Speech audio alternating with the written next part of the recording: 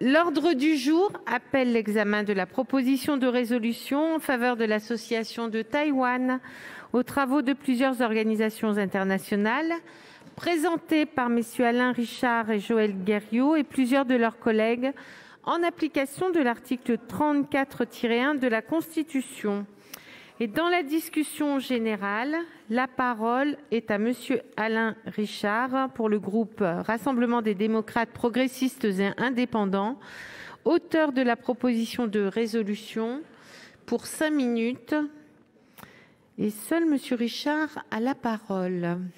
Et encore, merci beaucoup Madame la Présidente.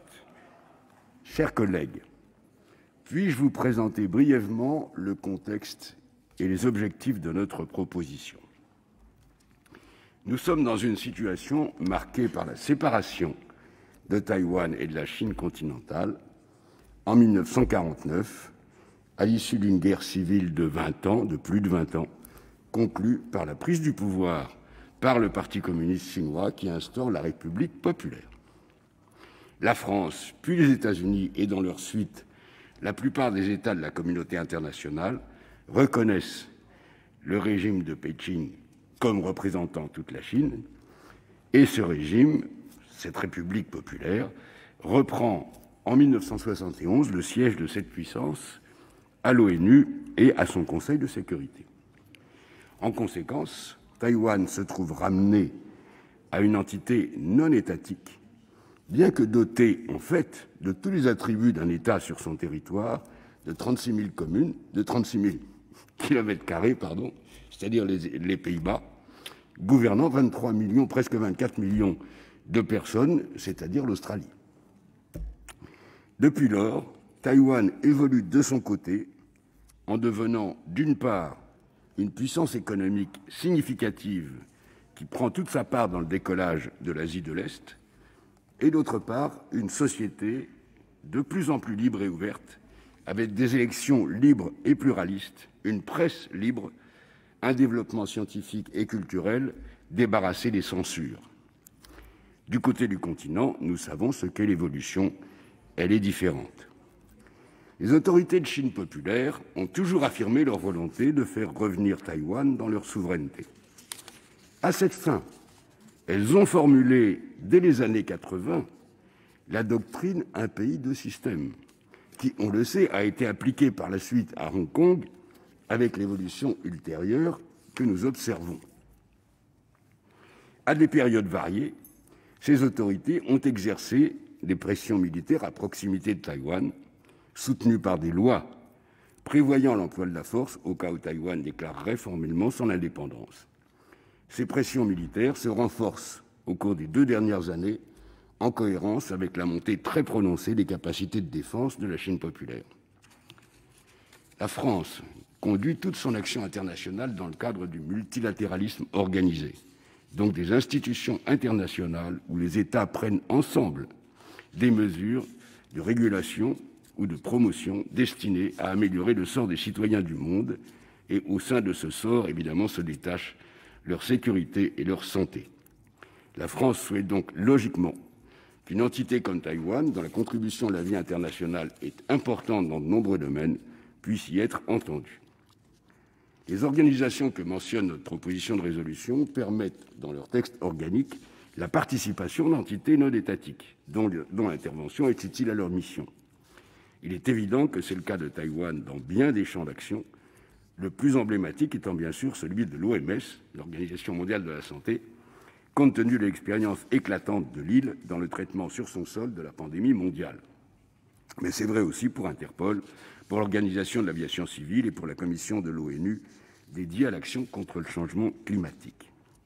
Les autorités françaises ont régulièrement mené des démarches au sein de ces enceintes internationales pour obtenir un consentement à la participation de Taïwan, certes en statut d'observateur, mais avec l'accès aux échanges d'informations et de réflexions produisant un effet utile. Notre résolution se veut donc, monsieur le ministre, une approbation et un encouragement à notre exécutif à continuer ses interventions en partage avec d'autres puissances. Le point saillant que relève notre texte est que les autorités de la République populaire de Chine ont accepté cette participation de Taïwan à l'OMS pendant plusieurs années, estimons donc que cela ne contrevient pas à leur politique nationale fixant comme but ultime la réunification. La position de Beijing a changé en 2016 en conséquence de l'entrée en fonction de Mme Tsai après son élection. Celle-ci pourtant a bien déclaré qu'elle entendait respecter le statu quo entre les deux rives du détroit, ce qui s'est confirmé dans la réalité depuis 5 ans. Nous sommes donc fondés à estimer respectueusement que la République populaire pourrait, sans infléchir ses positions de fond, accepter à nouveau une collaboration des représentants de Taipei à l'Assemblée annuelle de l'OMS et, par conséquent, aux outils concrets de coopération en faveur de la santé mondiale qui y sont discutés. En sollicitant de tous nos collègues un soutien à cette résolution dont l'inspiration est constructive et conciliatrice, nous entendons, je veux le dire très clairement, respecter la loi internationale et n'engager aucune initiative visant à perturber la situation d'équilibre fragile qui prévaut dans cette région soumise à des tensions graves. En cohérence avec la conduite constante de la France sur cette question, je termine, madame. En cohérence avec la conduite constante de la France sur cette question, nous ne pouvons que recommander la retenue et la recherche de solutions pacifiques et négociées. Le projet de résolution soumis à votre approbation se situe sans aucune équivoque dans cette ligne de conduite. Nous vous le soumettons avec confiance. Merci. La parole est à Monsieur Joël Guerriau pour le groupe Les Indépendants, République et Territoires, auteur de la proposition de résolution. Et pour 5 minutes, chers collègues, ou 4 si je les attribue à Monsieur Richard, je ne sais pas bien. Non. Madame la Présidente, Monsieur le Ministre, la résolution que nous présentons est conforme aux engagements de notre pays, qui consiste à défendre le bon fonctionnement de la santé pour tous dans le cadre de l'Organisation mondiale de la santé, de lutter contre la criminalité transnationale via Interpol, d'assurer la sécurité aérienne civile internationale sous l'égide de l'Organisation de l'aviation civile internationale et enfin, bien sûr, de trouver des solutions viables pour le changement climatique grâce à la Convention cadre des Nations unies. Tous ces sujets impliquent nécessairement des efforts concertés de toutes les nations et la participation de tous les citoyens du monde vivant sur notre planète. Les différences d'opinion politique doivent être mises de côté pour ces questions essentielles qui dépassent les frontières. S'agissant de la santé, cet état d'esprit est d'ailleurs bien exprimé dans la Constitution de l'OMS. Je cite « La possession du meilleur état de santé qu'il est capable d'atteindre constitue l'un des droits fondamentaux de tout être humain, quelle que soit sa race, sa religion, ses opinions politiques, sa condition économique ou sociale. » Pourtant, Taïwan ne peut pas participer à l'OMS ni aux autres instances internationales spécialisées, ce qui ne se justifie pas. La superficie de Taïwan est proche de celle des Pays-Bas, avec une population équivalente à celle de l'Australie et un PNB légèrement supérieur à celui de la Suède ou de la Turquie. Taïwan importe plus que la Russie, l'Australie ou le Brésil et exporte davantage que l'Espagne ou l'Inde. Les relations commerciales de Taïwan s'élèvent au niveau de celles de la Norvège. Et si l'on considère le volume d'échanges avec la France, Taïwan est un partenaire plus important pour nous que la Thaïlande, le Nigeria, la Malaisie, l'Indonésie ou l'Australie. La France a des intérêts dans cette partie du monde. Taïwan produit 84% des semi-conducteurs les plus sophistiqués utilisés sur la planète. Comme vous le savez, chers collègues, notre industrie automobile en dépend. En raison de l'importance de ces échanges internationaux que ces activités économiques génèrent, il est anormal que Taïwan, qui dispose de 2 compagnies aériennes renommées mondialement, ne puisse pas participer au débat concernant la sécurité aérienne, les services de navigation, la protection de l'environnement et les questions économiques.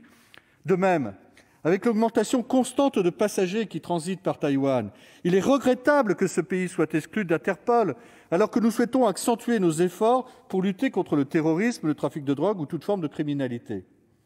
S'appuyant sur des valeurs démocratiques très ancrées, Taïwan a été largement salué à travers le monde pour son excellente gestion de la crise sanitaire de la Covid-19. À ce jour, on dénombre un petit millier de personnes infectées et seulement une dizaine de décès sont à déplorer. Il convient de souligner que Taïwan a offert 54 millions de masques chirurgicaux et d'autres fournitures destinées à contrer la pandémie à plus de 80 pays. En effet, ce pays partage avec la France un attachement fondamental à la démocratie et aux valeurs universelles. Les valeurs démocratiques qui prévalent à Taïwan sont une source d'inspiration.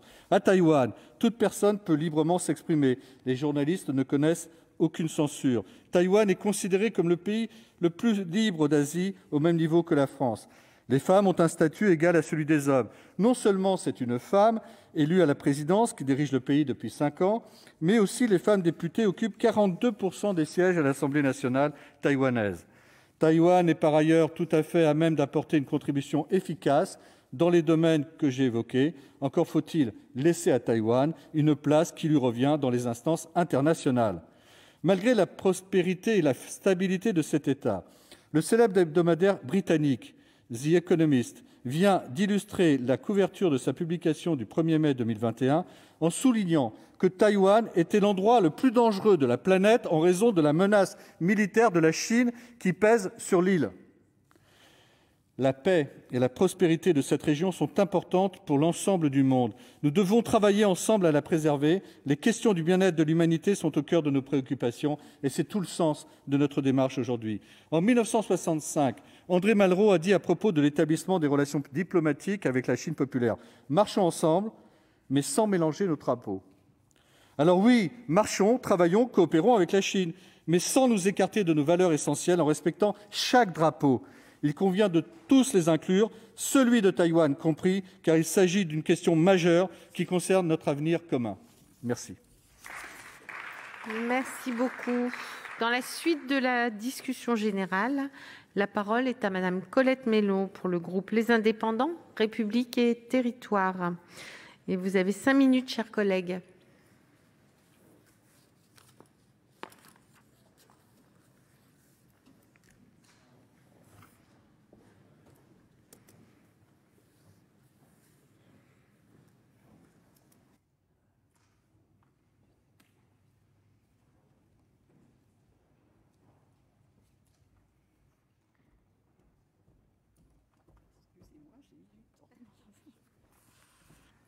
Madame la présidente, monsieur le ministre, mes chers collègues, je tiens à remercier nos collègues Alain Richard et Joël Guerriau de nous permettre de débattre de la situation de Taïwan.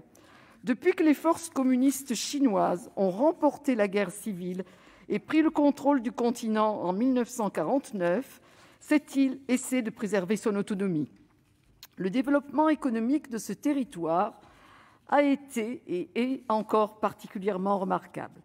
Avec un PIB comparable à ceux de la Suisse et de la Suède, Taïwan fait partie des premières puissances économiques asiatiques. Taipei est en outre un acteur incontournable de la production mondiale des semi-conducteurs les plus avancés. Ces puces sont nécessaires aussi bien à l'industrie automobile qu'à celle du numérique ou encore à celle de l'armement. Ces entreprises conservent en ce domaine une avance de près d'une décennie sur leurs concurrents.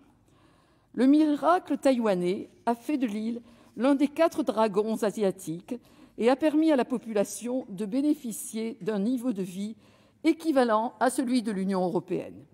Dans le domaine de la santé, ce territoire a démontré des compétences indéniables.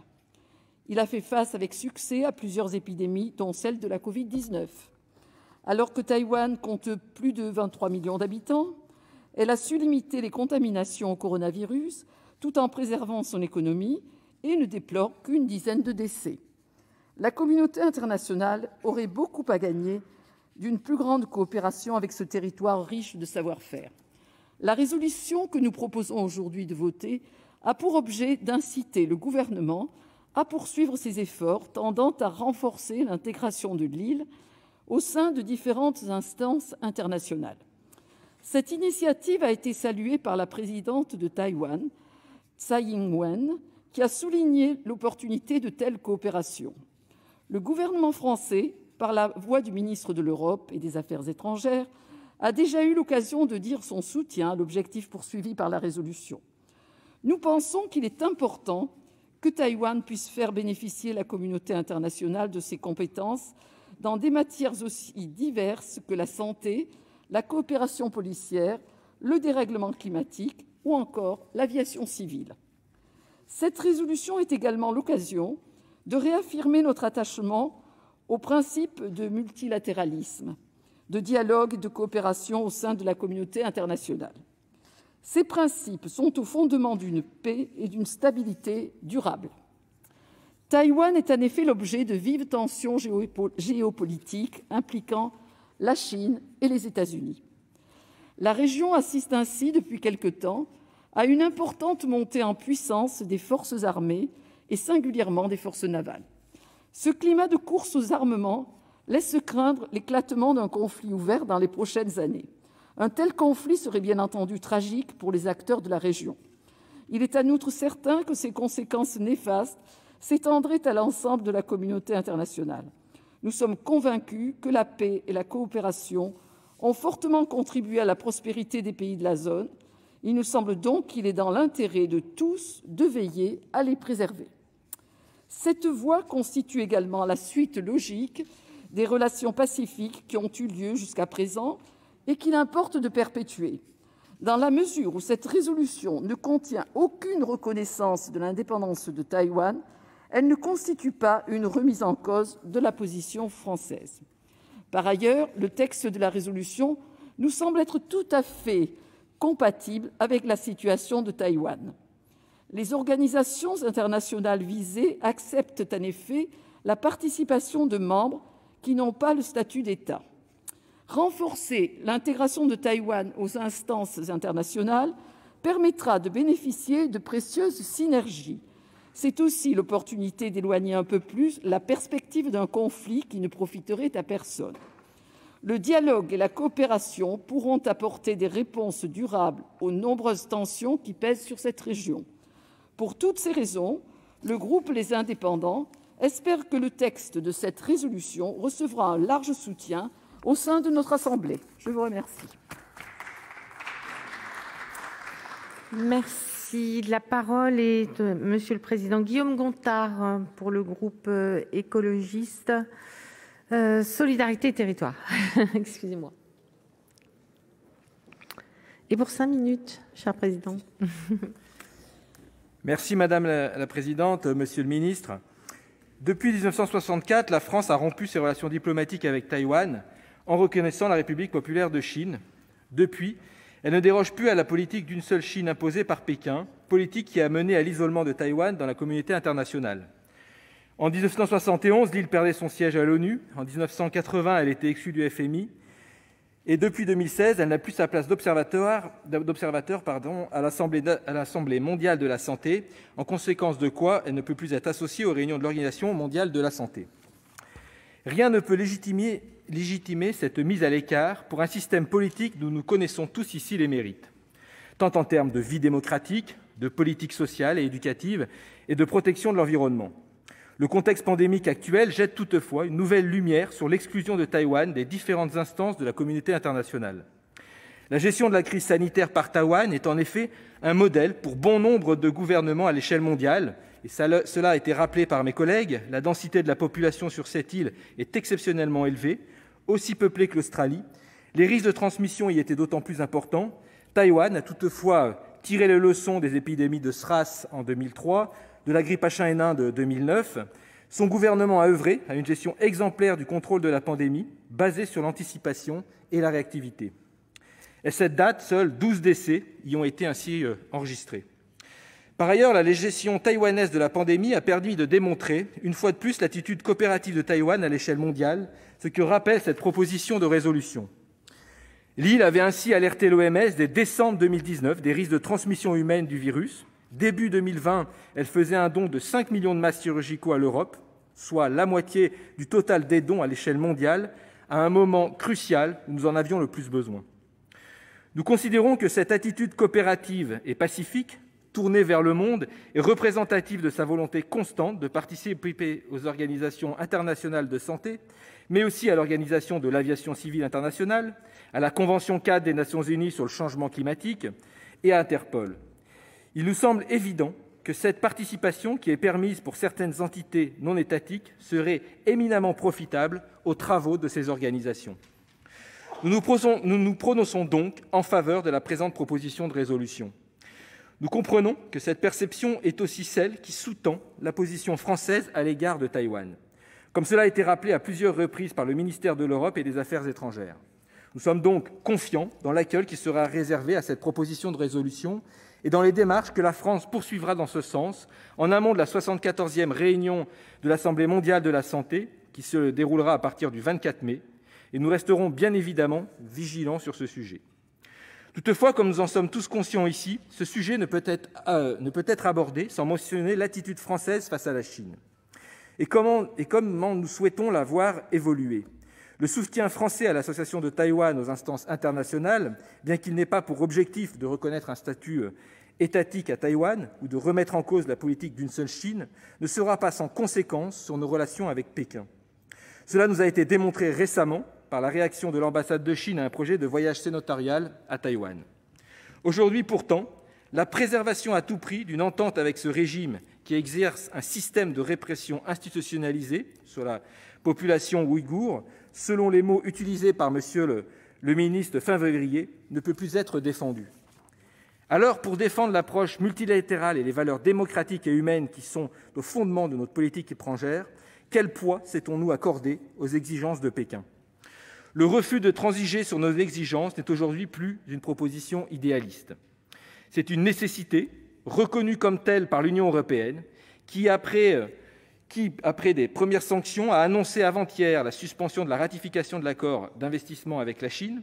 C'est un devoir, aux côtés d'une administration Biden qui fait preuve de fermeté face à la Chine et la Russie, et remet les droits humains et les valeurs démocratiques au cœur de son action diplomatique. Après la fin d'une ère Trump tendue et conflictuelle, la responsabilité de la France est de s'associer à cette entreprise de reconstruction d'une culture démocratique internationale. Pour toutes ces raisons, le groupe écologiste Solidarité et Territoires soutiendra cette résolution. Merci. Merci. La parole est à monsieur André Gattolin pour le groupe Rassemblement des démocrates, progressistes et indépendants. Et pour 6 minutes, chers collègues.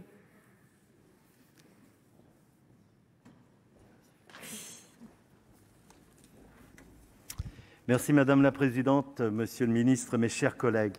En premier lieu, je tiens à remercier chaleureusement les présidents des différents groupes politiques du Sénat qui ont permis l'inscription de ce texte à notre ordre du jour dans des délais très brefs. Il témoigne ainsi tout l'intérêt porté de longue date par notre Assemblée à ce lointain territoire insulaire. Située à quelques 130 km des côtes chinoises, l'île de Taïwan est un carrefour stratégique qui entretient depuis plusieurs siècles des liens d'importance avec l'Europe et avec la France. C'est au nom de ces liens étroits que notre Assemblée a, au milieu des années 80, permis l'existence d'un groupe d'échange et d'études sur Taïwan, groupe qui, depuis, n'a cessé d'être particulièrement actif. C'est d'ailleurs à l'initiative de ce groupe que la résolution à l'étude aujourd'hui a été déposée par 22 de nos collègues issus de la plupart des familles politiques. Au printemps de l'an passé, lors du strict confinement qu'a connu notre pays, nous étions déjà 51 sénateurs à signer un appel international demandant à l'Organisation mondiale de la santé de collaborer pleinement avec Taïwan, une manière de reconnaître l'exceptionnelle maîtrise dont ce territoire a fait preuve face à la pandémie de Covid-19. En 1 an et demi, cette île peuplée de plus de 23 millions d'habitants n'a en effet enregistré qu'une dizaine de décès liés à ce terrible virus. Un exploit obtenu grâce à des mesures sanitaires rigoureuses et une expertise hors pair. Durement affecté durant la crise du SRAS en 2003, Taïwan était certainement le pays le plus préparé à affronter cette nouvelle pandémie. C'est, en des termes parfaitement respectueux des équilibres diplomatiques, que cette résolution propose d'accorder à Taïwan un statut d'observateur au sein de l'Assemblée mondiale de la santé, qui devrait d'ailleurs se tenir prochainement. Il n'y a là, en effet, rien qui déroge au règlement de l'OMS, puisque Taïwan jouissait déjà d'un tel statut jusqu'en 2016. Nous sommes persuadés que la communauté internationale ne peut que tirer avantage d'une telle efficience, car l'excellence sanitaire de Taïwan ne concerne pas seulement la lutte contre le Covid-19, loin s'en faut. Pour la 3e année consécutive, Taïwan occupe aujourd'hui le 1er rang mondial sur l'indice des soins de santé publié par le site Numbeo. De nombreux pays, dont la France, ainsi que 1 700 parlementaires de plus de 80 pays, se sont déjà exprimés en faveur d'une telle coopération avec les autorités de Taïwan. C'est avec le même respect des cadres institutionnels et internationaux que cette résolution appelle également à la participation de Taïwan à l'Assemblée mondiale de l'OACI, l'Organisation de l'Aviation Civile Internationale, instance placée sous l'égide des Nations Unies. Taïwan en a été un des membres fondateurs de 1944 jusqu'en 1971. Là encore, un statut d'invité spécial est possible et autorisé puisqu'en 2013, Taïwan a pu participer à la 38e Assemblée de l'OACI. Et le sujet n'est pas accessoire car l'aéroport de Taïwan à Taïwan se place au 10e rang mondial pour le trafic passager et à la 6e place pour le fret. Pourtant, Taïwan demeure aujourd'hui exclu des débats de l'organisation, notamment sur les questions de sûreté aérienne, de protection de l'environnement et les questions économiques. Et parce qu'on lui refuse tout accès en temps réel aux informations globales et actualisées et aux actualisations régulières de l'OACI, Taïwan met plus de temps que de normal pour se conformer aux standards et recommandations de l'organisation. Toujours dans un esprit de renforcement de la coopération internationale, la résolution suggère l'accession de Taïwan à un statut d'observateur au sein d'Interpol, organisation qui compte 194 pays membres, soit la quasi-totalité des pays de la planète, et qui vise à prévenir et combattre la criminalité grâce à une coopération policière renforcée. Taïwan accueille en effet chaque année un nombre croissant de voyageurs et c'est la 36e destination la plus prisée de la planète. C'est également la 21e économie de ce globe et le 18e exportateur mondial. L'île est donc un maillon indispensable au système de sécurité globale, tant dans le combat contre la criminalité et la fraude internationale que dans la lutte contre les trafics illicites et la cybercriminalité.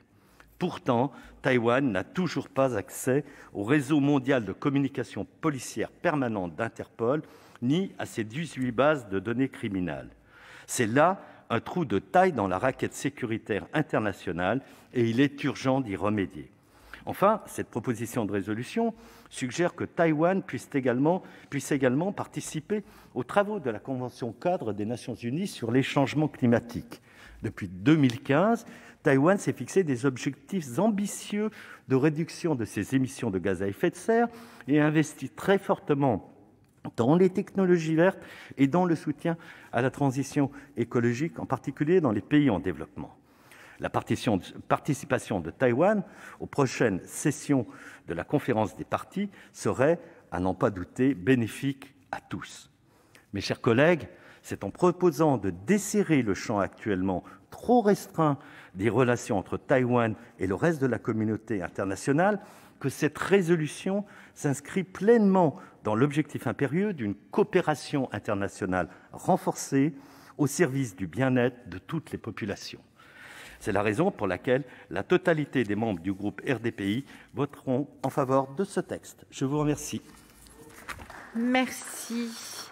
La parole est à Monsieur le Président Jean-Claude Requier pour le groupe du Rassemblement démocratique et social européen et pour 5 minutes, chers collègues. Madame la présidente, monsieur le ministre, mes chers collègues, nos collègues auteurs de la proposition de résolution souhaiteraient voir relancer les démarches visant à faire participer Taïwan à de nombreuses organisations internationales. Comment ne pas souscrire à cet objectif? Oui, nous avons besoin de Taïwan à l'Assemblée mondiale de la santé de l'OMS, eu égard à leur gestion exemplaire de la pandémie de Covid. Oui, nous avons besoin d'intégrer le plus grand nombre possible de pays à la Convention-cadre des Nations Unies sur les changements climatiques. La lutte contre le réchauffement climatique est un défi mondial qui doit agréger toutes les démarches volontaires. Comme vous le savez, bien que l'île n'ait pas de représentation légale dans le système onusien, elle s'est unilatéralement engagée à respecter les termes du protocole de Kyoto ainsi que ceux de la COP21, avec une définition d'objectifs très ambitieux. Il faut le saluer. Ne faudrait-il pas également associer Taïwan à l'Assemblée de l'Organisation de l'Aviation Civile Internationale au bénéfice général de la sécurité et du fret? Elle occupe en effet une position clé dans la région de l'Asie-Pacifique et contrôle un trafic important avec plus de 1 750 000 vols répertoriés en 2018, partis de 17 aéroports taïwanais. Enfin, l'Organisation internationale de police et criminelle Interpol ne doit souffrir d'aucune brèche. Comme vous le soulignez dans votre texte, mes chers collègues, associer Taïwan à la lutte contre la criminalité organisée serait profitable à l'ensemble de la communauté internationale grâce au partage des 18 bases de données policières que gère Interpol. D'une façon générale, il est évident qu'il faut rassembler le plus largement au sein des grands outils de coopération internationale. On connaît les vertus du multilatéralisme. Il fait progresser de grandes causes comme celle que je viens de décliner. Mais pas seulement. Il fédère les pays autour d'objectifs communs. C'est aussi construire un monde de dialogue et d'échange plus propice à la paix que des postures d'isolement. Toutefois, soyons clairs, dans le cas qui nous occupe aujourd'hui, il nous faut trouver l'équilibre pour préserver les relations de notre pays avec les deux côtés du détroit de Formose. Nous connaissons l'enjeu géopolitique qui régit les relations complexes et passionnelles entre Taïwan et la Chine. Taïwan a un statut particulier. Elle est cependant un interlocuteur fiable pour l'Occident et un acteur économique de premier plan. Je rappellerai juste que son économie est classée au 22e rang mondial. Pour la France, Taïwan a représenté un marché à l'exportation de 1,8 milliard d'euros en 2019. Nous leur vendons des biens d'équipement, mais aussi de l'agroalimentaire, bien que Taipei impose à nos viticulteurs de regrettables et lourdes taxes sur le champagne. Je tenais à le signaler. De l'autre côté, mes chers collègues, il n'est pas besoin de démontrer que la Chine est un partenaire économique incontournable à l'échelle mondiale. Le gouvernement l'a rappelé ici même en mars dernier. Ce constat invite donc au compromis sans pour autant laisser tout passer, comme l'a fait l'Union européenne le 22 mars dernier en décidant de sanctions contre la Chine sur le dossier ouïghour, alors même que nous discutons de l'accord d'investissement. Comme je l'ai dit, la diplomatie est l'art de l'équilibre. C'est aussi celui de la désescalade. Dans ces conditions, il me semble, autant que se peut, que nous devrions trouver un juste milieu en activant les dispositions qui permettent d'associer Taïwan en tant qu'entité aux grandes organisations sans pour autant générer des provocations. Mes chers collègues, à ce stade, le groupe du RDSE estime qu'il faut encore laisser du temps à la diplomatie et aux discussions, un temps nécessaire plus long que celui du Parlement. C'est pourquoi notre groupe ne prendra pas parti au vote. Merci. La parole est à Madame Michèle Gréaume pour le groupe communiste républicain citoyen et écologiste. Pour 5 minutes, chers collègues.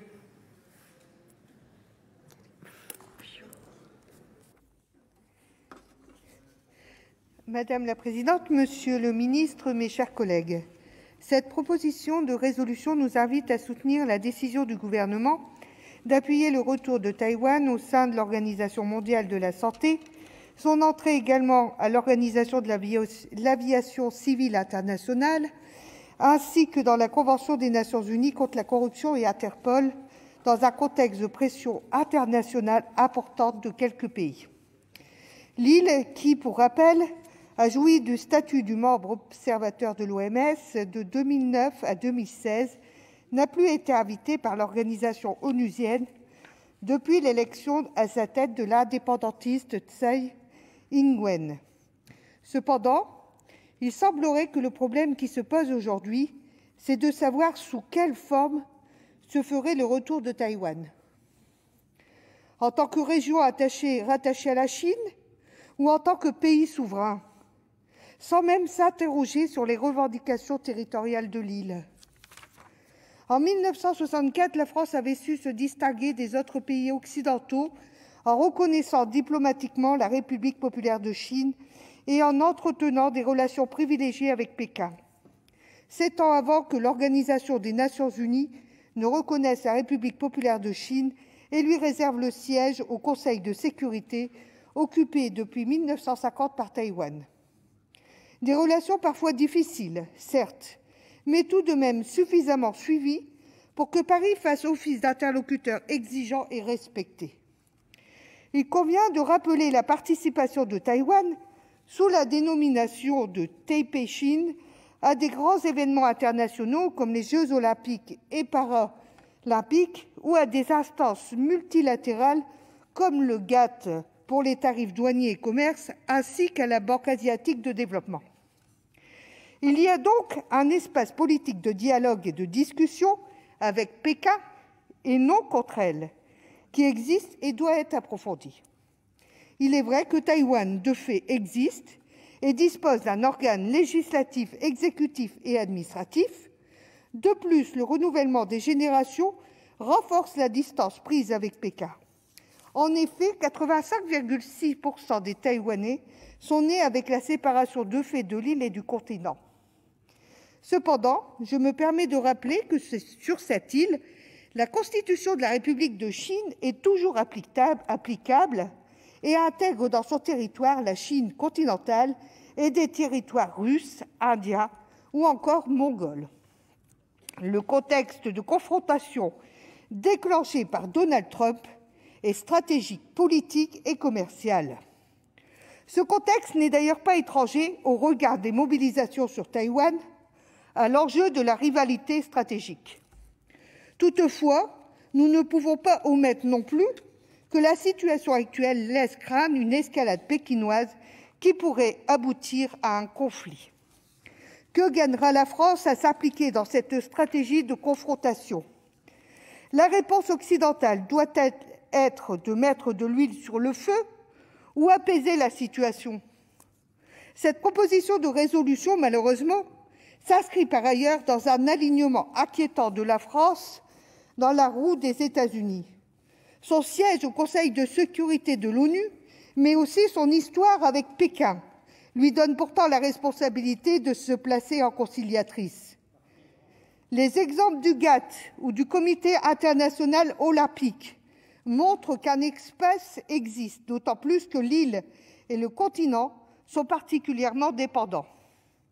L'adoption d'une telle résolution serait-elle de nature à aplanir les tensions ou au contraire à les exacerber à un point de non-retour ? Au vu des réactions officielles de Pékin, on peut craindre une rupture franco-chinoise qui nuirait à Paris à bien des égards.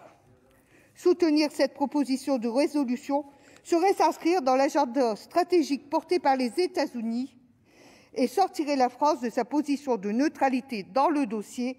C'est pourquoi notre groupe s'abstiendra. Merci.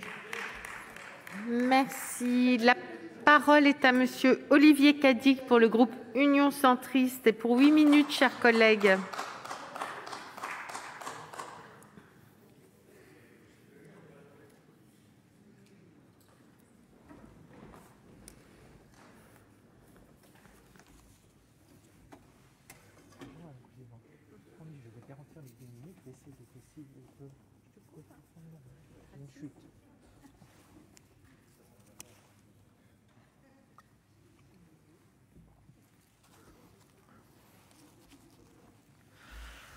Monsieur le Président, mes chers collègues, le 1er janvier 2020, à Wuhan, en Chine, le docteur Li Wenliang de l'hôpital central était incarcéré avec 7 collègues. 2 jours plus tôt, il avait lancé l'alerte sur le fait que 7 personnes travaillant sur le marché aux animaux de la ville avaient contracté un virus proche du SRAS. Le docteur Li Wenliang a été contraint de reconnaître qu'il perturbait l'ordre social. Il fera partie des premiers morts du Covid le 7 février. Fort de son expérience du SRAS en 2003, Taïwan a su anticiper l'épidémie. Dès le 31 décembre 2019, Taïwan alertait l'OMS sur la possibilité d'une transmission interhumaine du virus apparu à Wuhan. Taïwan n'a pas été entendu. Il faudra attendre le 20 janvier 2020 pour que Pékin se résigne à reconnaître que le virus était transmissible entre humains, date à laquelle l'OMS a qualifié la situation d'urgence de santé publique internationale. Nous savons aujourd'hui que ces 3 semaines perdues en janvier ont eu des conséquences tragiques pour la planète. La mise à l'écart de Taïwan des réflexions et actions conduites par l'OMS nuit aux intérêts de la communauté internationale. C'est précisément ce qui apparaît dans l'exposé des motifs de la résolution que nous présentent aujourd'hui nos collègues Alain Richard et Joël Guerriau, que je remercie chaleureusement.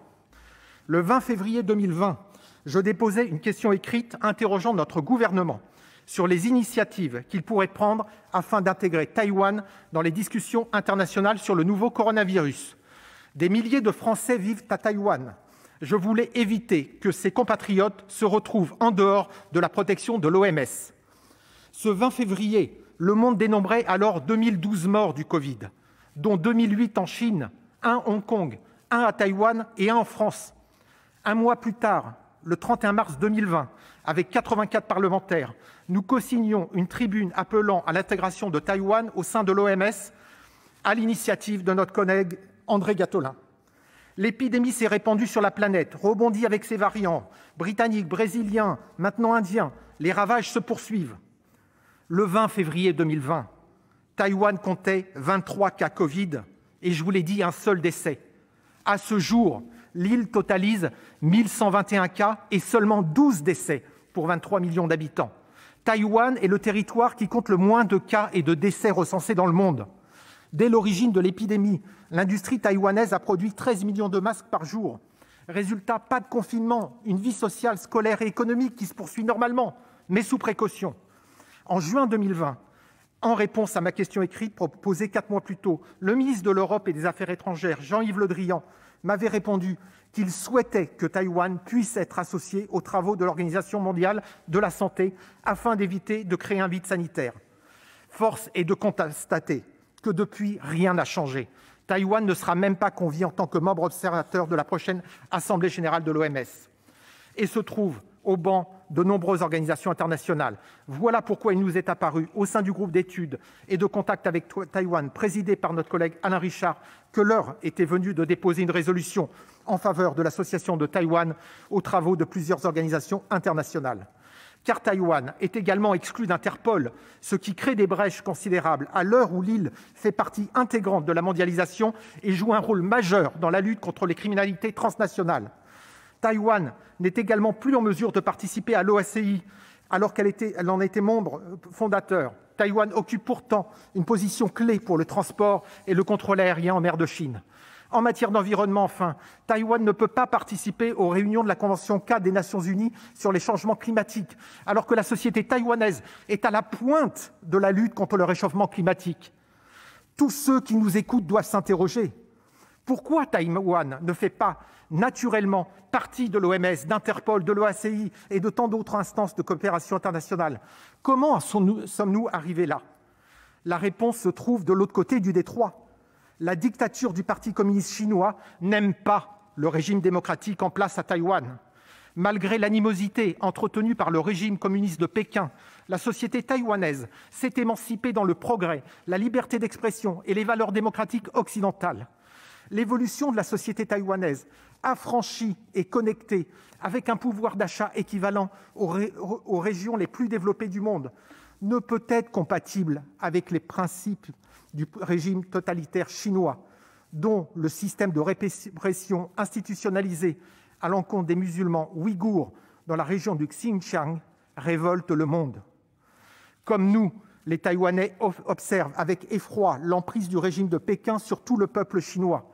Un contrôle de masse, un contrôle de chaque instant que les nouvelles technologies permettent de perfectionner à l'infini, au point de vous retirer toute intimité. L'évolution du pourcentage d'individus se définissant comme taïwanais est passée de 17,6% en 1992 à 67% en 2020, avec une progression de 10% l'an passé. En octobre 1989, à l'occasion d'une visite en RDA, Mikhaïl Gorbatchev déclarait à son homologue est-allemand ardent opposant aux réformes : « Celui qui est en retard sur l'histoire est puni par la vie. » Quelques semaines plus tard, le mur de Berlin tombait. En clamant que Taïwan est une province intégrante de son pays, Xi Jinping est en retard sur l'histoire. Taïwan, c'est un quart du PIB de la France. Avec 110 postes diplomatiques répartis dans 75 pays, c'est le 31e réseau diplomatique mondial, devançant des pays comme la Suède, Israël.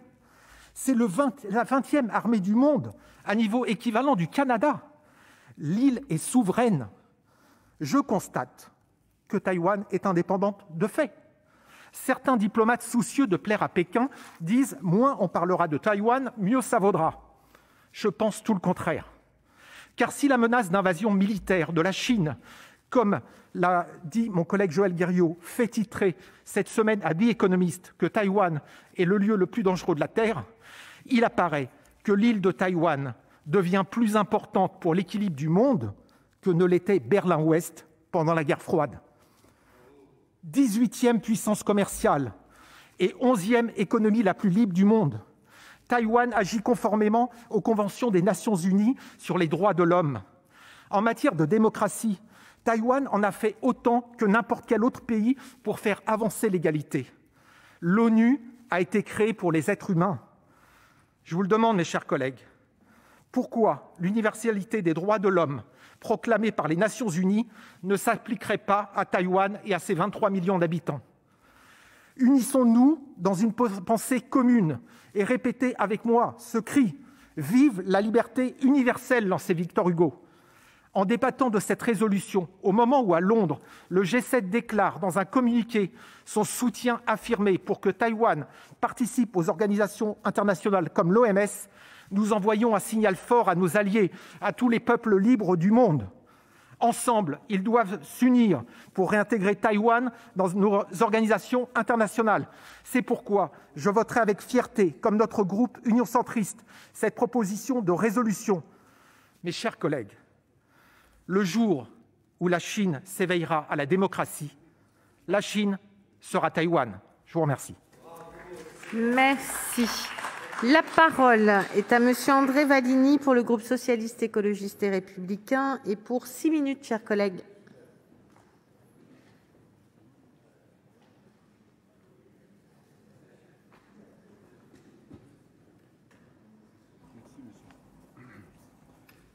Madame la présidente, monsieur le ministre, mes chers collègues, l'inquiétude est de plus en plus grande sur la manière dont la diplomatie chinoise développe son influence dans le système onusien, au détriment notamment de Taïwan.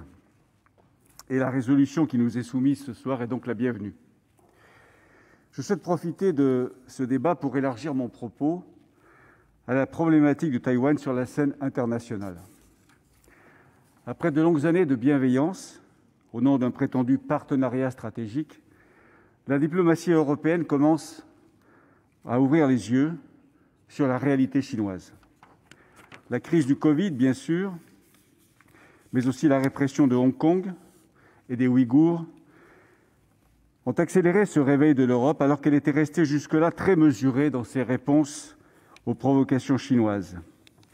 L'Europe commence enfin à hausser le ton et la nouvelle stratégie européenne sur la zone Indo-Pacifique et ses nouveaux projets de coopération avec l'Inde et l'Australie vont dans le bon sens, celui d'une lucidité sur la réalité chinoise. Je salue donc à mon tour la suspension par la Commission européenne, il y a 2 jours, des négociations en cours sur l'accord d'investissement global entre la France et l'Europe. Alors que la Chine remet en cause les intérêts économiques européens et qu'elle n'hésite pas à poursuivre son travail de proximité avec certains pays d'Europe centrale et orientale pour essayer de les détacher de la solidarité européenne, la prudence concernant Taïwan n'est plus de mise. Aujourd'hui, Pékin s'éloigne manifestement d'une résolution pacifique et le président Xi se montre de plus en plus menaçant. À cet égard, l'omission du terme réunification pacifique dans le discours de mai 2020 du Premier ministre chinois à l'Assemblée nationale populaire ne fut pas accidentelle. Outre ces déclarations agressives, la Chine multiplie les manœuvres militaires, maritimes notamment, et l'armée chinoise pratique l'escalade aussi bien par leur ampleur et leur fréquence qu'en termes d'incursions spatiales en mer de Chine méridionale. Cela ne signifie pas que la guerre va se produire demain, mais une chose est sûre, la Chine se comporte comme si elle s'y préparait. La puissance navale chinoise augmente, celle des États-Unis diminue. Et c'est la première fois depuis la chute de l'Union soviétique qu'une grande puissance est en mesure de rivaliser avec l'US Navy. Certes, les États-Unis ont commencé à réagir avec un plan de réarmement naval massif, mais dans les simulations opérationnelles, les États-Unis ont, semble-t-il, de plus en plus de mal à s'opposer militairement à une opération chinoise contre Taïwan. De façon plus générale, et avec tous ses défauts, l'horrible Donald Trump a eu au moins un mérite. Il a ouvert les yeux de l'Amérique, et aussi les nôtres, sur la réalité de la menace chinoise. Menace économique et commerciale, bien sûr, mais aussi diplomatique et de plus en plus militaire. Je vais reprendre le parallèle de notre collègue Cadic en comparant Taïwan des années 2000 à Berlin des années 50. Pendant la guerre froide, Berlin avait une signification symbolique forte, mais ce n'était qu'un symbole. Taïwan a, en plus de sa portée symbolique, une vraie valeur économique et stratégique. L'Europe doit donc modifier sa politique en exigeant que les relations entre les deux rives de la mer de Chine respectent le droit à l'existence de Taïwan, et nous devons signifier clairement à la Chine que si cette dernière s'orientait vers le recours à la force, elle encourrait de graves risques. Face à la Chine, mes chers collègues, la naïveté n'est plus de mise. Et nous le savons tous, la pusillanimité ne mène à rien sauf à l'impuissance. Soyons lucides. La Chine est un régime fort qui ne respecte que la force et qui ne croit qu'au rapport de force. Face à de tels régimes, on sait d'expérience, hélas, où conduit l'esprit munichois. Quand on croit éviter la guerre au prix du déshonneur, on finit toujours par avoir et la guerre et le déshonneur. Alors certes, personne ne veut la guerre avec la Chine, mais si nous voulons sauver l'honneur, il faut soutenir Taïwan. C'est pourquoi nous devons soutenir la participation de Taïwan, démocratie exemplaire, à toutes les organisations multilatérales et voter ce soir la résolution qui nous est soumise. Je vous remercie. Merci. La parole est à Madame Joëlle Garriaud-Maylam pour le groupe Les Républicains et pour 10 minutes, chers collègues.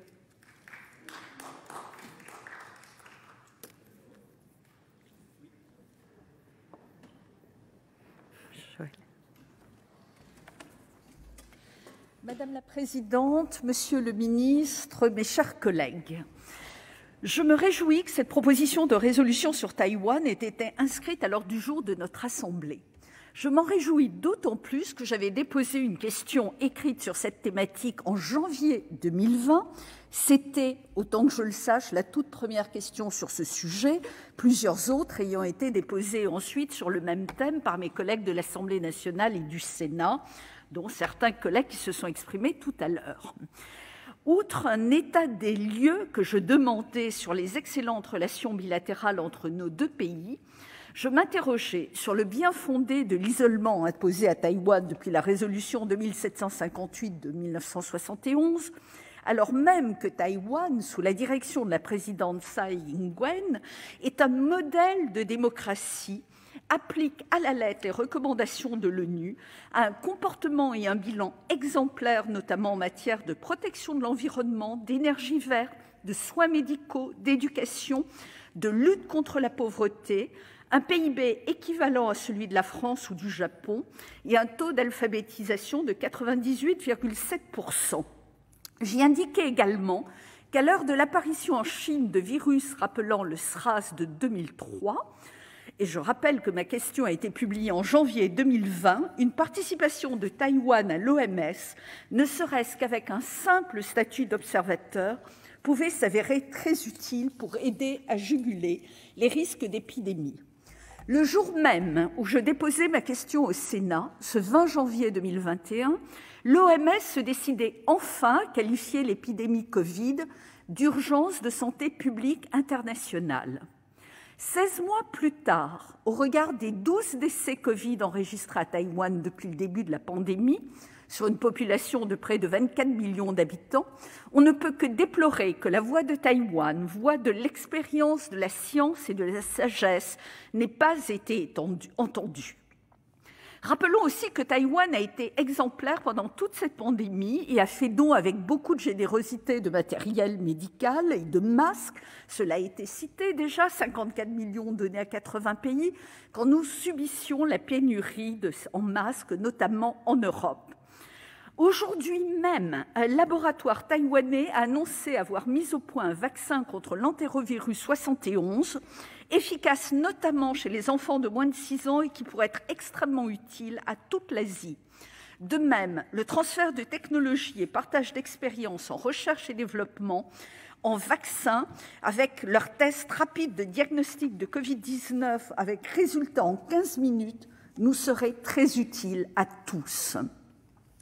Mais cette année encore, Taïwan ne sera pas représenté au sein de l'Assemblée mondiale de la santé qui se tiendra à la fin de ce mois-ci à Genève. Ceci n'est pas tolérable, et cela l'est d'autant moins que Taïwan avait été accepté comme observateur à l'OMS de 2009 à 2016, là encore cela a été dit, et que refuser la participation de Taïwan à l'OMS au regard des 150 millions de cas de Covid aujourd'hui dans le monde et des 3,5 millions de morts serait criminel.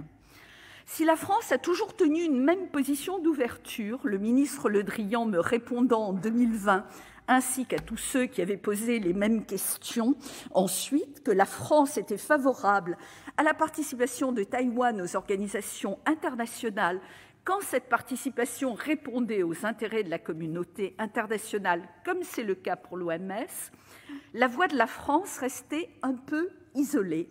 Et il est de notre devoir, bien sûr, d'appuyer cette démarche. Aujourd'hui, les choses commencent à bouger, puisque le G7 réuni à Londres annonçait hier dans sa déclaration des ministres des Affaires étrangères et du Développement son souhait que Taïwan puisse participer de manière significative au forum de l'OMS et de l'Assemblée mondiale de la santé, car, je cite, « La communauté internationale doit pouvoir bénéficier de l'expérience de l'ensemble des partenaires, y compris la contribution réussie de Taïwan dans la lutte contre la pandémie de Covid-19. » Et vous me permettrez au passage, Monsieur le ministre, cher Jean-Baptiste Lemoyne, comme vous vous occupez de francophonie, de faire en sorte peut-être que cette déclaration soit sur le compte Twitter en français du ministère des Affaires étrangères, parce qu'on ne trouve la déclaration quasiment qu'en anglais. Pardon pour la parenthèse. Le problème reste bien sûr l'opposition de la Chine et sa réaction, qui ne s'est pas fait attendre suite à ce communiqué, puisque, nous le savons tous, elle veut, en invoquant un principe de souveraineté nationale, contraindre Taïwan à un isolement diplomatique et multiplie les déclarations agressives, voire les menaces. Certains nous ont même conseillé d'être prudents pour éviter les foudres du pays et de son représentant à Paris, qui ne s'est pas privé, dans un passé récent, d'abreuver d'insultes les parlementaires français. Mais nous ne devons pas, nous ne pouvons pas nous laisser intimider. Je sais bien sûr combien nos intérêts, notamment économiques, sont imbriqués. Je sais combien nos liens avec ce grand pays qu'est la Chine sont importants. J'aime, je respecte la Chine et son peuple. La Chine continentale est un partenaire extrêmement important, comme l'est d'ailleurs Taïwan, et la diplomatie est l'art de la prudence, du compromis et des tout petits pas. Nous ne saurions attendre de la France qu'elle avance seule contre ses propres intérêts économiques, et il serait trop facile d'agiter les bras pour faire des effets à cette tribune, et je m'en garderai. Mais je pense vraiment que ce serait à l'honneur de ce grand pays qu'est la Chine et de ce grand peuple d'1,4 milliard habitants de faire preuve de magnanimité et de respecter les plus petits qu'eux. Je pense par exemple à Hong Kong et bien sûr à Taïwan, 24 millions d'habitants qui n'aspirent qu'à vivre en paix et en bonne intelligence avec son grand voisin.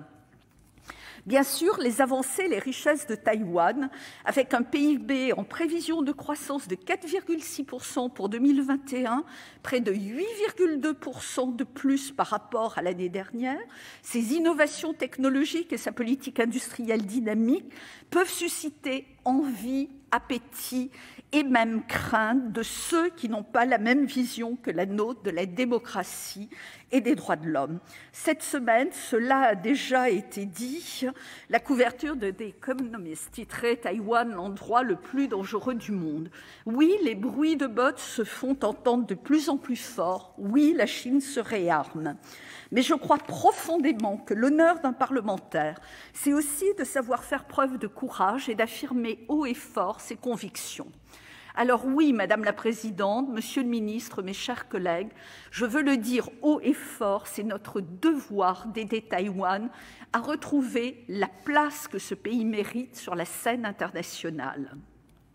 L'équilibre géopolitique mondial implique que nous soutenions Taïwan, car pour que nous puissions atteindre une paix, même relative, sur notre planète, pour que nous puissions travailler enfin à l'amélioration du climat, de la sécurité, des conditions de vie des citoyens du monde dans leur ensemble, nous devons développer notre coopération internationale et surtout nous devons inclure tous les acteurs dans les organisations internationales.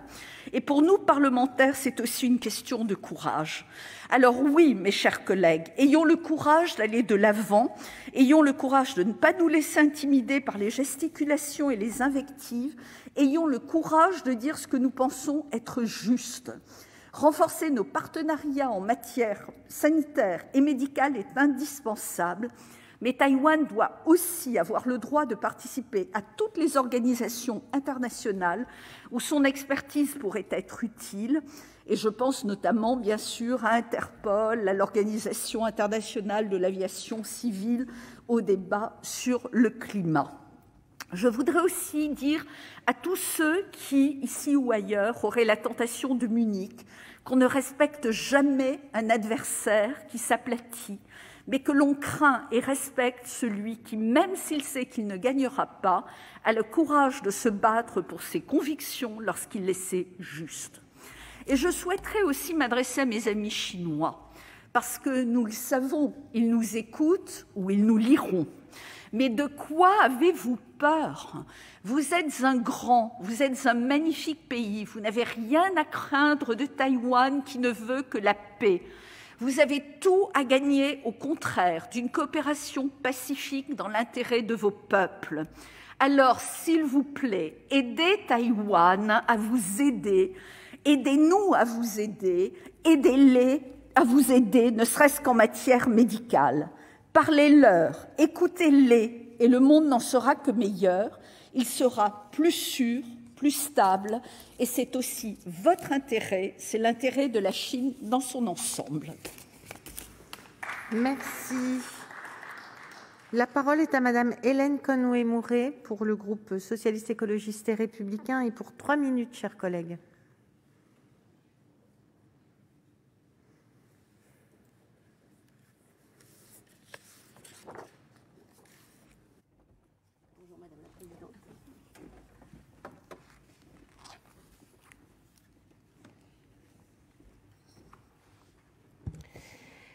Madame la présidente, monsieur le ministre, mes chers collègues, étant la dernière intervenante, je crains que mon propos ne soit pas très original et reprenne de nombreux points déjà soulevés. Mais voyez-y, monsieur le ministre, la convergence finalement de nos points de vue et l'expression d'un certain consensus qui traverse ces bancs.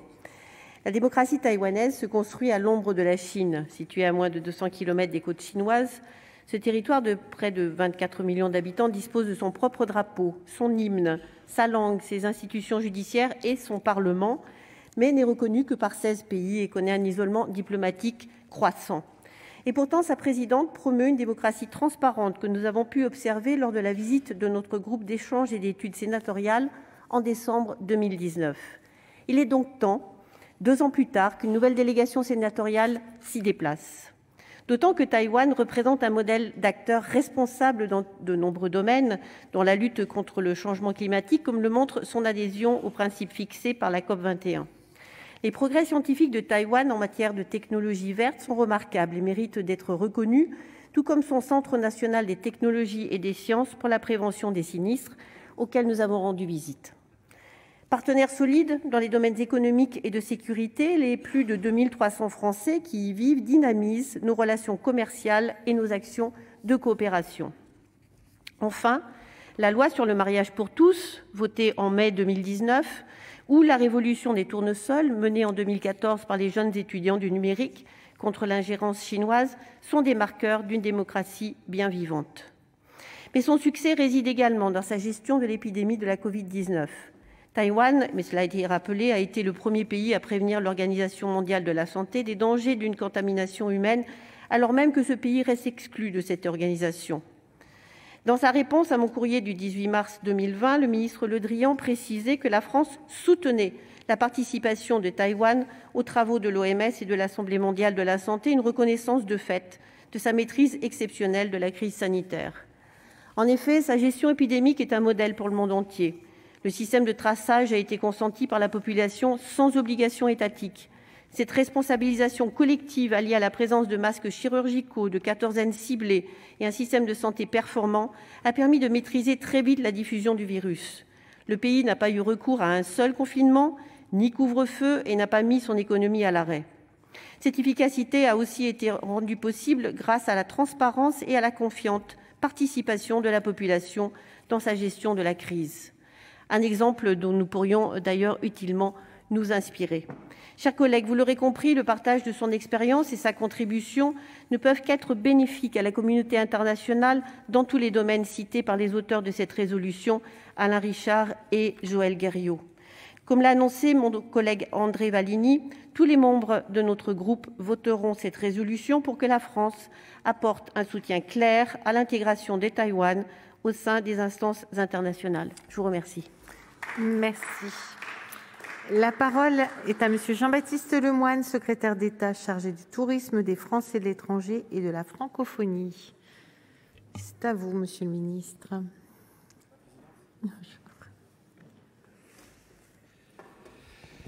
Bien, Madame la Présidente, Monsieur le Président, Mesdames et Messieurs les sénatrices et les sénateurs, nous voici réunis autour de cette proposition de résolution en faveur de l'association de Taïwan aux travaux de plusieurs organisations internationales, présentée par Alain Richard, Joël Guerriau, nombre d'entre vous ici présents. Je ne saurais tous vous énumérer, mais c'est un moment effectivement utile et important. Vous connaissez la politique constante de la France sur la question de Taïwan. La France reconnaît le gouvernement de la République populaire de Chine comme seul représentant de la Chine depuis 1964 et n'entretient pas de relations diplomatiques avec Taïwan. Mais la France développe par ailleurs des coopérations avec Taïwan dans le cadre de ce qu'il est convenu d'appeler la politique d'une seule Chine. Elle considère d'ailleurs que les relations entre les deux rives doivent reposer sur un dialogue constructif, dans la mesure où il est dans l'intérêt de tous que la voie du dialogue soit privilégiée afin que la paix, la stabilité puissent être préservées dans le détroit de Taïwan. Et des échanges dynamiques, des coopérations riches se développent entre nos deux territoires et font de Taïwan un partenaire important de la France en Asie. Vous avez été nombreux à signaler naturellement la place dans l'économie mondiale de l'île, 21e économie mondiale, sa place dans les chaînes de valeur mondiales, en particulier dans l'industrie du semi-conducteur, ce qui fait que à l'OMC, c'est effectivement un membre qui est partie prenante de façon active aux travaux. Et cette coopération tient compte aussi de la vitalité de la société civile taïwanaise. Vous l'avez relevé les uns et les autres, de la remarquable réussite de la transition démocratique de l'île, initiée dans les années 80. Et Taïwan accueille de surcroît une importante communauté française, évaluée à 4000 personnes, et c'est par conséquent une attention de tous les instants de notre part. À travers en particulier le bureau français de Taipei et le bureau de représentation de Taipei en France, la France et Taïwan entretiennent, développent des échanges soutenus en matière économique, industrielle, scientifique, d'innovation, de technologie, mais également en matière culturelle, éducative. Et nous partageons avec l'île des valeurs démocratiques, une ambition aussi commune pour la promotion des droits de l'homme. Notre ambassadeur, d'ailleurs, pour les droits de l'homme s'y est rendu, c'était en janvier 2020. En matière culturelle, disons-en un mot, la France et Taïwan entendent poursuivre et approfondir d'ailleurs des coopérations déjà très denses. Taïwan fait partie de 37 territoires identifiés en 2019 par le ministère pour justement être prioritaire pour l'export des industries culturelles et créatives françaises. J'ajoute que la coopération éducative et universitaire a, pris une tournure significative. Le nombre d'étudiants français à Taïwan a triplé en 10 ans. C'est bien simple. On en est arrivé à 1500 étudiants. C'est vous dire une composante essentielle de cette communauté française établie à Taïwan. Et donc, bien que n'étant aujourd'hui reconnue sur le plan diplomatique effectivement que par 15 États, l'île développe une politique active sur la scène internationale, y compris auprès des pays avec lesquels elle n'entretient pas de relations diplomatiques. Et parallèlement, Taïwan est membre d'une trentaine d'organisations intergouvernementales. J'évoquais l'OMC, on pourrait citer l'APEC, la Banque asiatique de développement et tant d'autres. Et elle participe en tant qu'observateur ou membre associé aux travaux d'une vingtaine d'organisations intergouvernementales ou d'organes subsidiaires. Je pense à l'OCDE, la BIRD ou la Banque interaméricaine de développement. S'agissant spécifiquement, justement, de l'objet de votre résolution et de la participation de Taïwan aux organisations internationales, notre position, elle est claire, elle est constante. Nous y sommes favorables lorsque le statut des organisations le permet et que cette participation répond aux intérêts objectifs de la communauté internationale. Il y a donc là une convergence qui a été signalée très clairement. Et c'est manifestement le cas pour des organisations internationales que vous avez cités dans la résolution, l'OMS, la Convention cadre des Nations Unies sur les changements climatiques, mais également l'OSCI, Interpol. Et je crois que la pandémie de Covid rappelle chaque jour, cruellement depuis plus d'1 an, que la santé des femmes et des hommes du monde entier requiert l'engagement et la coopération. Sans la coopération, nous ne vaincrons pas cette épidémie. Et il en va de même pour les questions climatiques, pour les transports, pour la sécurité. Soit nous réussissons ensemble, soit nous échouons ensemble. Et donc ça appelle une réponse collective. S'agissant plus spécifiquement de la santé mondiale, puisque nous sommes à quelques semaines, effectivement, même quelques jours, de cette réunion importante à l'OMS, les chiffres parlent d'eux-mêmes. Taïwan a remarquablement contenu l'épidémie. Et c'est pourquoi sa contribution, le partage de son expérience sont essentiels à l'ensemble de la communauté internationale, à l'heure où on doit œuvrer collectivement. Vous avez rappelé les uns et les autres les chiffres, 12 morts seulement sur une population de plus de 23 millions d'habitants. Et indéniablement, Taïwan a su tirer tous les enseignements de l'épidémie de SRAS en 2003 pour répondre rapidement, efficacement, dès les premiers signes d'apparition de la maladie. Et puis, nous n'oublions pas qu'au printemps 2020, Taïwan a fait don d'équipements médicaux, masques, appareils respiratoires à plusieurs de ses partenaires dans le monde, dont l'Union européenne et la France. Et Jean-Yves Le Drian, qui, hélas, ne pouvait être présent aujourd'hui dans l'hémicycle, il vit, vous le savez, au Liban, a eu l'occasion de le dire lui-même en novembre dernier, en disant que nous étions favorables à ce que Taïwan participe aux réunions de plusieurs organismes internationaux, dont l'OMS, car il est essentiel que tous les acteurs qui peuvent prendre part à la lutte contre les pandémies le fassent. Nous avons d'ailleurs, je le cite, regretté que Taïwan ne puisse pas participer aux travaux de la 73e Assemblée mondiale de la santé. C'était en novembre dernier. Et nous continuerons d'appeler à un accord entre Pékin et Taipei en vue de la participation de Taïwan à cette assemblée. Et c'était également une phrase citée et rappelée, mais je le redis, il ne doit pas y avoir de vide sanitaire dans la lutte contre la pandémie. Et donc, on continue à plaider pour que Taïwan soit associé aux travaux de l'OMS. Nous le ferons à titre national, nous l'encourageons au niveau européen. Nous l'avons fait encore il y a quelques jours avec nos partenaires du G7. Et donc, compte tenu de ces différents éléments, permettez-moi de souligner que la proposition de résolution portée par les membres du groupe d'échange et d'études Sénat-Taïwan, sous votre conduite, Monsieur le Président, présente de réelles convergences avec la position du gouvernement que je viens d'exprimer. Et je salue ici l'esprit constructif de votre initiative. Mesdames les sénatrices, Messieurs les sénateurs, la France ne veut pas que la question de la participation de Taïwan aux organisations internationales devienne un enjeu politique. L'enjeu, il est tout autre. C'est répondre aux intérêts objectifs de la communauté internationale.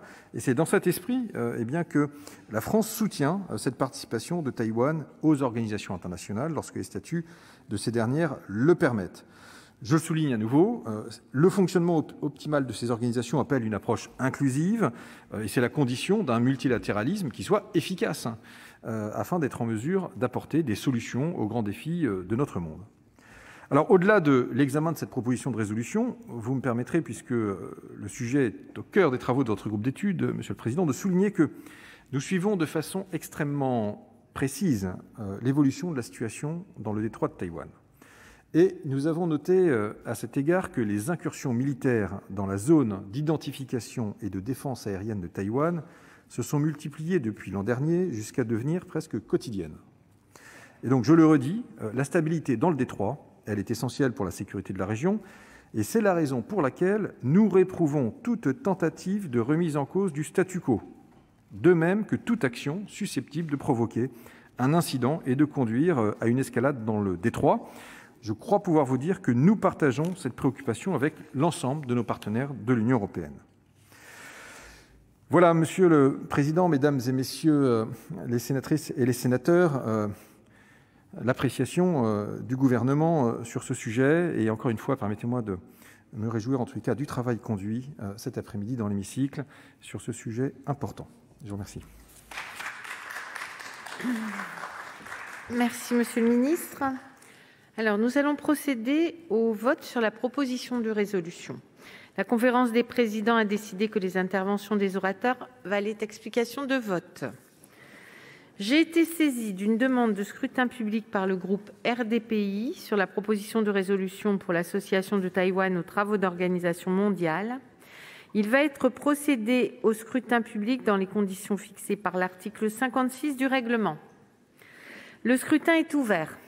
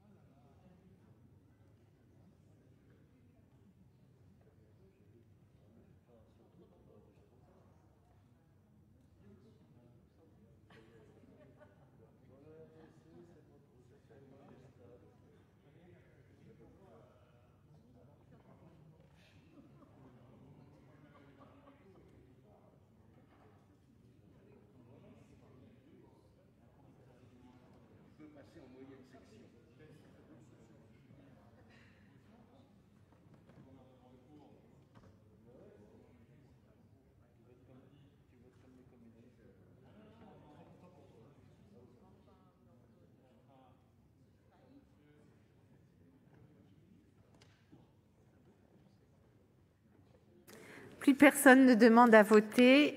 Le scrutin est clos.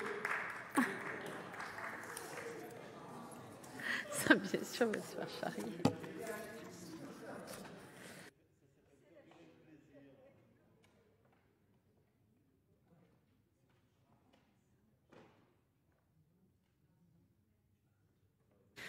Alors voici le résultat du scrutin numéro 116 sur l'ensemble du texte, compte tenu de l'ensemble des délégations de vote accordées par les sénateurs aux groupes politiques et notifiées à la présidence.